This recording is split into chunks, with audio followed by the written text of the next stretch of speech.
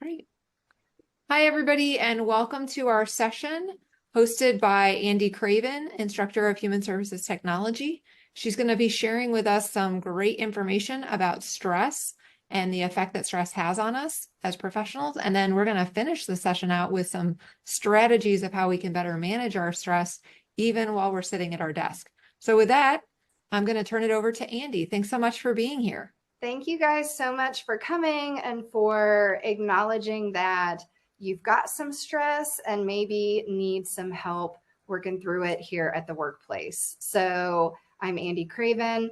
For those of you who don't know, I spent 20 years as a social worker where I was deeply rooted and embedded in work to counteract the impacts of trauma, and stress definitely goes along with that. So my hope is that by the end of this session today, you will have some quick strategies that you can do at your desk to kind of help move you from one thing of your workday to the other. But we're going to start with this question. What is stress? When I say that word, what do you guys think about? Is there a thing that stresses you out that pops up in your mind, or is it your reaction to stress? How do you define it in your life? What does it look like for you? About stress, there's one particular event that I use as an example for stress, and it is going to a Walmart on Christmas Eve, because everything in the world that causes me stress is at the Walmart on Christmas Eve. It is loud and it is light and it is people, and I have things to do and I have to follow a list and I'm supposed to focus. And for me, that's kind of the frenetic, out of control feeling that I have. And as a person with ADHD who does on a day-to-day basis struggle with my focus and my executive functioning, stress can literally hijack my ability to function and reason and have emotional regulation. I think it's important for us to remember the second bullet point. Stress is subjective.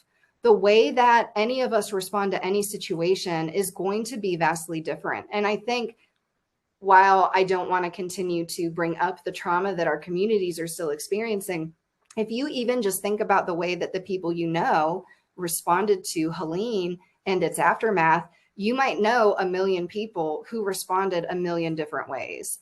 And one event at work might super stress out your coworker and they're really activated and acting kind of nuts. And you might think, well, I don't really think that's a big deal. So we don't always get to decide what stress impacts us and how it impacts us.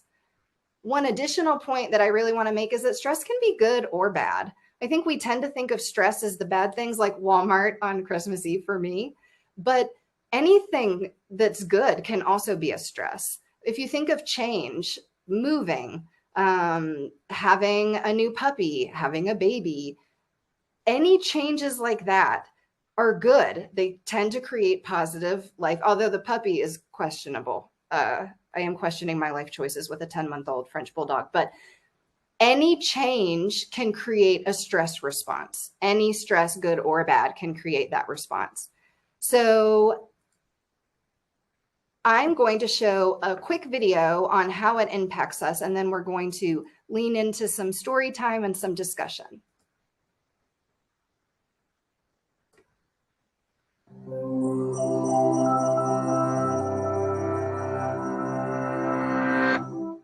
Are you sleeping restlessly, feeling irritable or moody, forgetting little things, and feeling overwhelmed and isolated?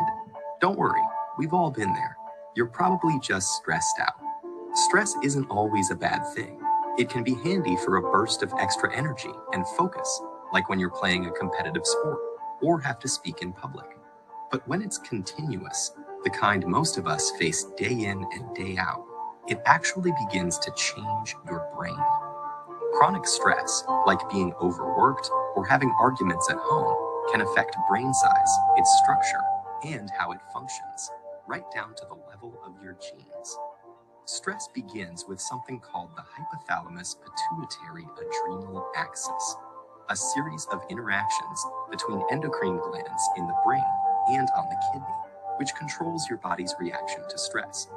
When your brain detects a stressful situation, your HPA axis is instantly activated and releases a hormone called cortisol, which primes your body for instant action.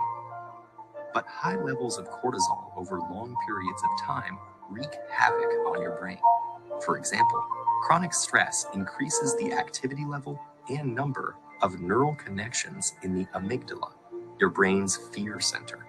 And as levels of cortisol rise, electric signals in your hippocampus, the part of the brain associated with learning, memories, and stress control, deteriorate. The hippocampus also inhibits the activity of the HPA axis, so when it weakens, so does your ability to control your stress. That's not all, though. Cortisol can literally cause your brain to shrink in size.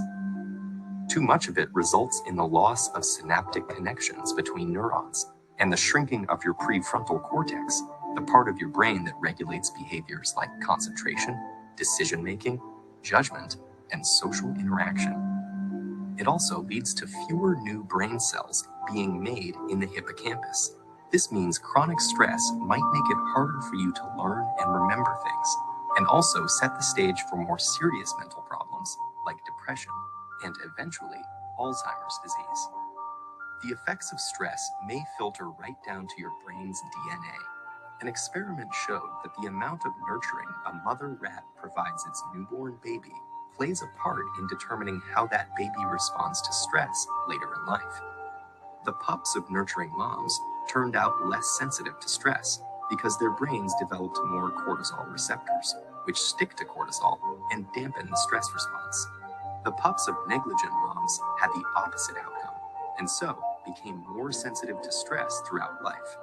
These are considered epigenetic changes, meaning that they affect which genes are expressed without directly changing the genetic code.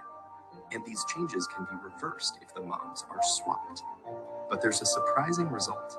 The epigenetic changes caused by one single mother rat were passed down to many generations of rats after her.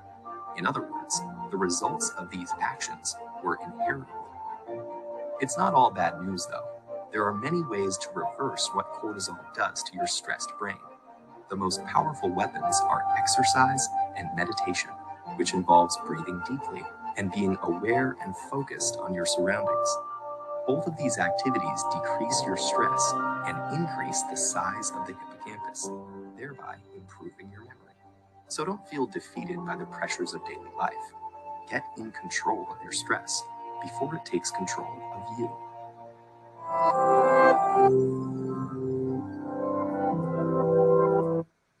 All right.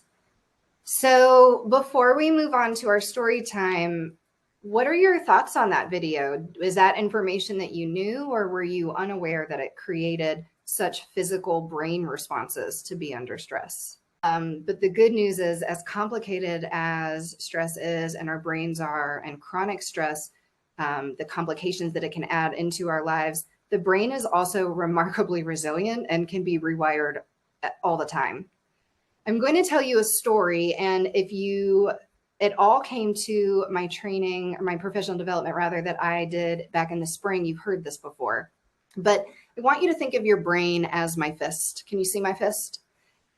And to highlight what we just watched a little bit in a more usable way, I want you to think of your prefrontal cortex, or that part of your brain that's responsible for your rational thinking, your impulse control, your emotional regulation, your ability to focus. And I want you to think of that as an owl. It is your wise owl. And then I want you to think of your amygdala, or my thumb in this case, as a barking dog. The amygdala, again, just to remind you from that video, is your fight, flight, freeze, or fawn response. It is what tells you there is danger, you need to react. It's also the thing that keeps us in survival mode when we're stressed. So I want you to think, when you feel stressed and your dog starts to bark, what do you think your wise owl is going to do? Is it going to hang out on the tree and take a nap? Or is it going to fly away? So you no longer literally have the biological ability to have that amygdala activated and be able to access the impulse control, the emotional regulation, and the focus that you need to get out of that stress. From a biological standpoint, your barking dog amygdala has sent your reasoning completely far away, where it can go take a nap somewhere else because it doesn't want to deal with the dog barking. And I'm curious, when you think about your wise owl and your barking dog, how does the barking dog show up?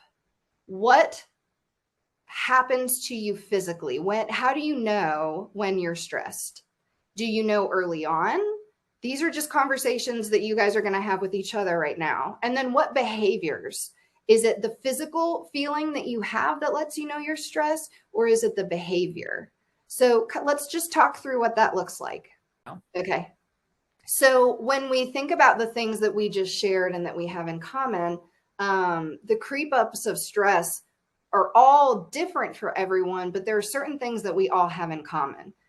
Everyone has a physical symptom, whether they're aware of it or not, and those can look really different for all of us. Again, stress is subjective, but certainly our bodies carry stress. And then all of us have some behavioral quirkiness that might come up when we feel hyper stressed. So one of the things that I know all of us share is stress about time. And one of the things that we do when we're stressed out is we tell ourselves stories. And a story that is very common during high stress times is that we don't have time. So how can we possibly carve out time for stress management when we don't feel like we have time to eat our lunch or use the restroom?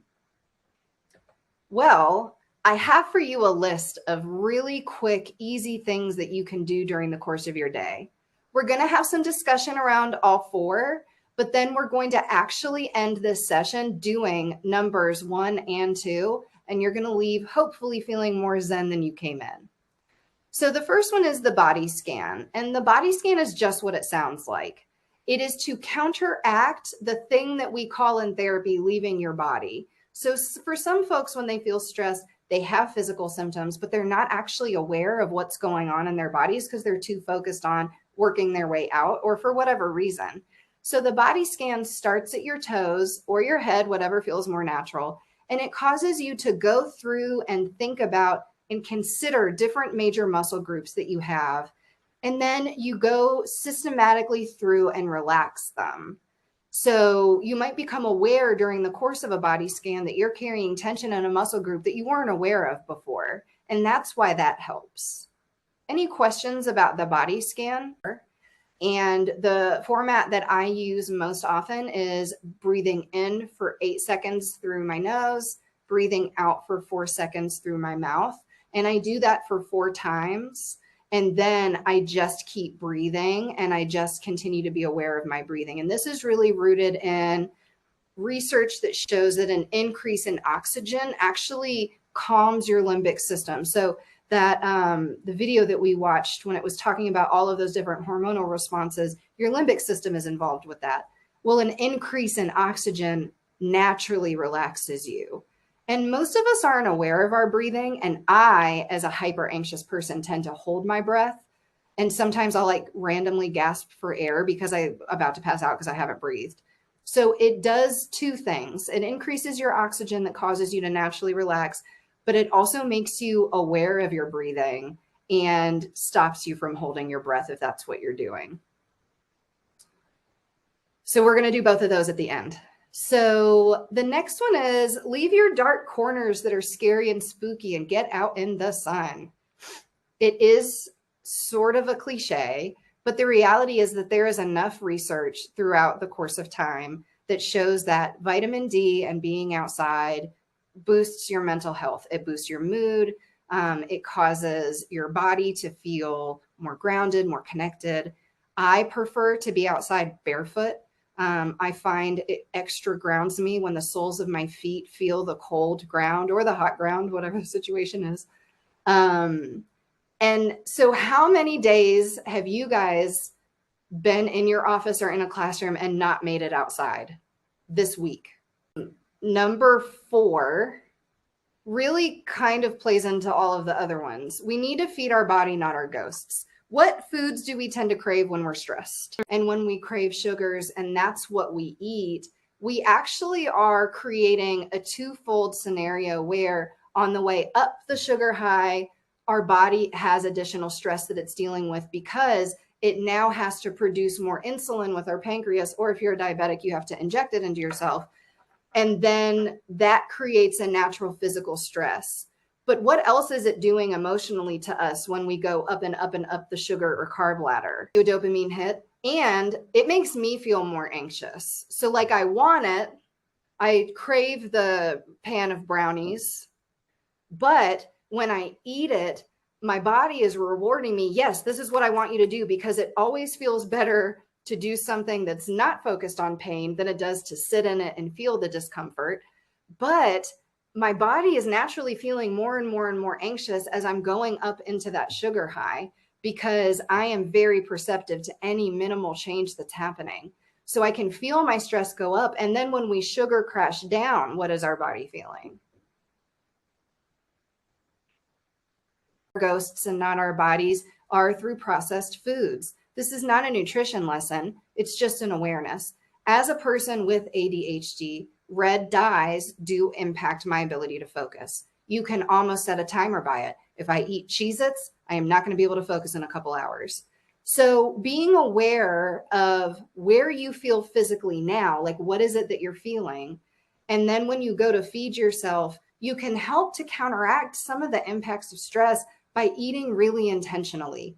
Feed your body with the fuel, the cleanest fuel that you have available to you at that time. If you feel like you are stressed and you don't have energy, you might be inclined to like go grab a soda. Just make sure that you know exactly how that's going to impact you. Is that only red dye, or? So now what I would like to do is we're going to do some practice. I'm going to turn on spa music, and I'm going to talk you guys through the body scan and the breathing square. I can't see anybody with how I'm sharing my screen. So would it be okay with everyone if I stop sharing just during this time while we focus on our body scan and our breathing squares? Yeah, that works. Okay, so I'm pulling it up on Spotify. This is the relaxing massage playlist. If you ever want to look it up, it is a public playlist. I've listened to it at least 6 million times. So you can get into a comfortable position. Can you hear that? Get into a comfortable position and close your eyes if you feel comfortable. I'm going to close my eyes, but this is really about your comfort level. I am going to start at our toes. I need you to put both feet on the floor if they're not, if you're going to sit up for this exercise. You could also lay on the floor if you wanted. Get into a comfortable position.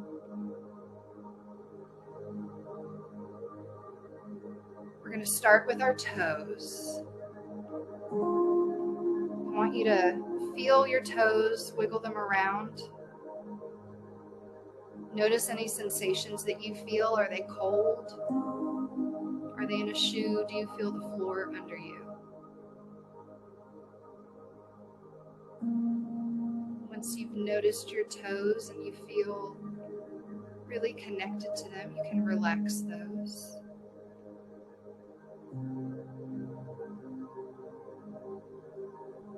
If you feel ready, you can move up to your ankle. You can do one and then the other, or both at the same time. Just whatever feels right to you. You can roll your feet around with your ankles. Notice anything that you feel. Are they sore? Do they feel cold or warm? Did they pop when you rolled them? You're just taking notice. You're not trying to fix anything. When you're ready, place your feet back firmly on the floor.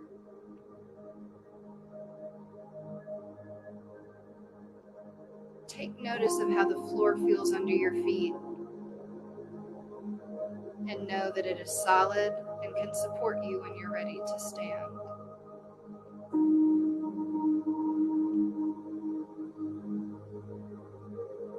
When you're ready, move up to your calf muscles.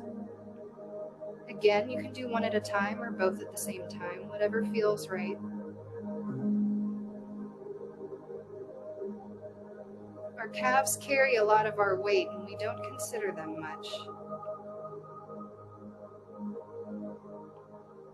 do they feel like? Are they tight? Can you feel your pants or your skirt or your boots around them?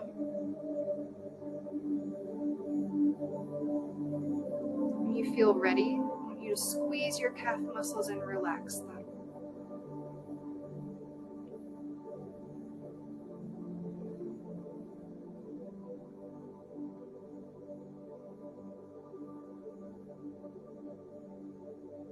Moving up to your thigh muscles.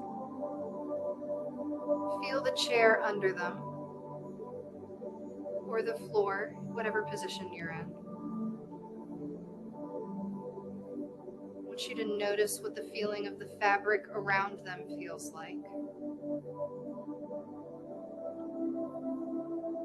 Are they sore? Are they tight? I want you to squeeze when you're ready and relax your thigh muscles.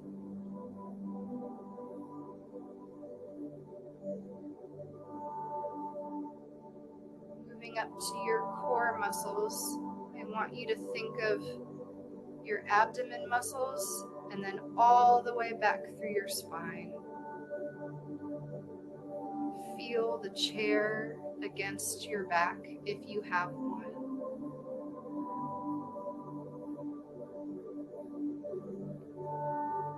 I want you to notice any butterflies or tightness that you might feel around your midsection and your core.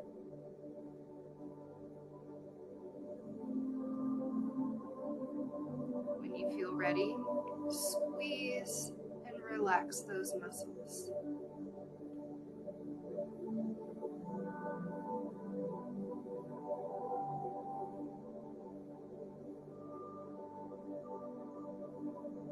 When you feel ready, we're going to move on to our fingers.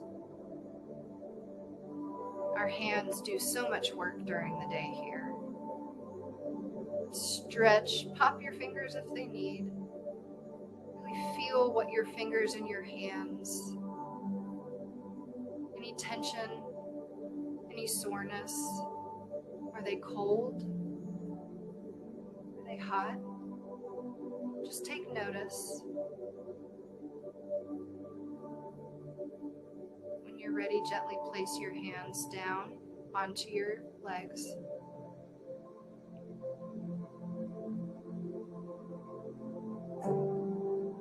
We're going to move up to our wrists.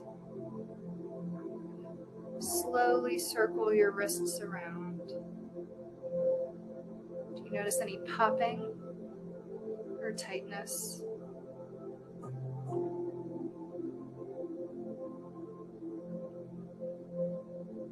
When you're ready, you can relax those down onto your leg too.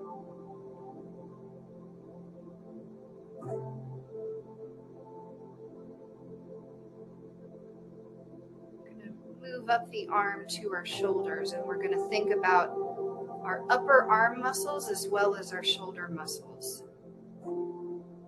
We carry a lot of weight on these shoulders every day. You can roll your shoulders, you can lift them, you can stretch your arms up. There's no right way to become aware of that muscle group.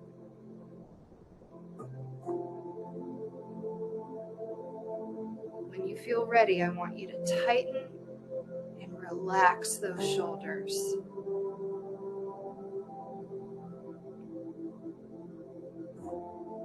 Moving up to the neck. Again, what feels right? Look up or down or side to side. You can also roll your neck in a circle. Notice any tightness that you feel, not just in the back of your neck muscles, but on the sides and around your voice box. What do you notice?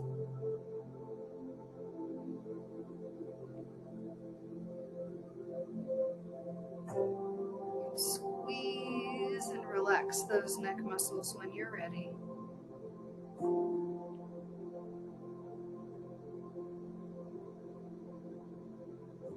We're going to move up to our facial muscles next.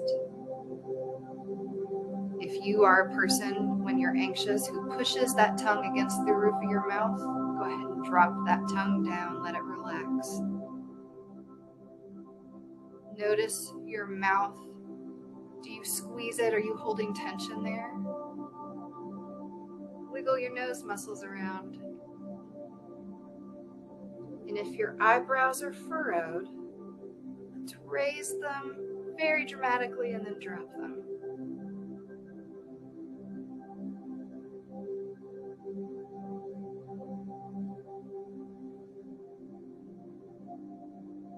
When you feel ready, I want you to put whatever hand you feel comfortable with over your heart. You can just hover it there, or you can press. And I want you to acknowledge your body for all that it carries for you and all of the ways that it serves you. And say thank you to your body. And acknowledge all of the work that it does every day.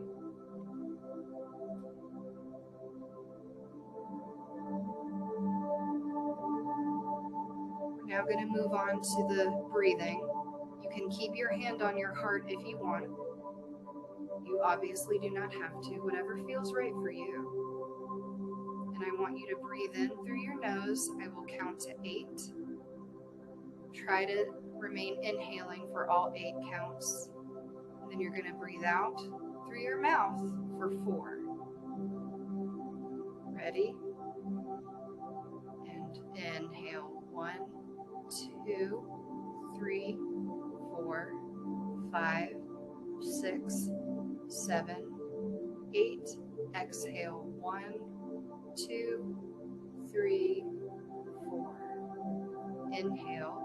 1, 2, 3, 4, 5, 6, 7, 8. Exhale. 1, 2, 3, 4. Inhale. 1, 2, 3, 4, 5, 6, 7, 8. Exhale. 1, 2, 3, 4. Inhale. 1, 2, 3, 4, 5, 6, 7, 8. Exhale. 1, 2, 3, 4. You may now breathe in through your nose and out through your mouth to your own count. And when you're ready, open your eyes.